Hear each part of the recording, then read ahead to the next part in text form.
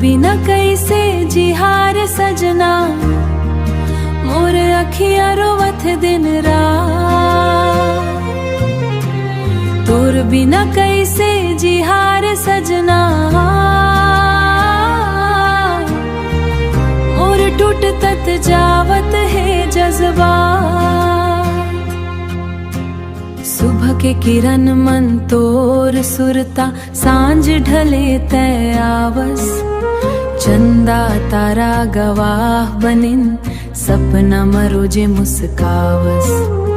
फूल खिले बगिया के डारी, फिर खुशबू नाई भाए।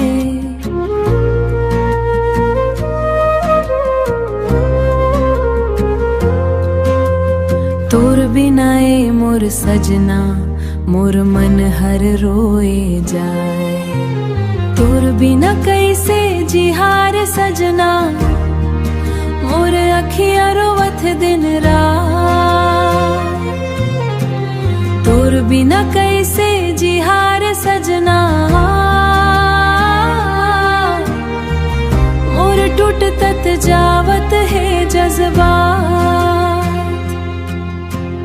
बरसत पानी भीगे चुनरी, भीतर आग लगाए।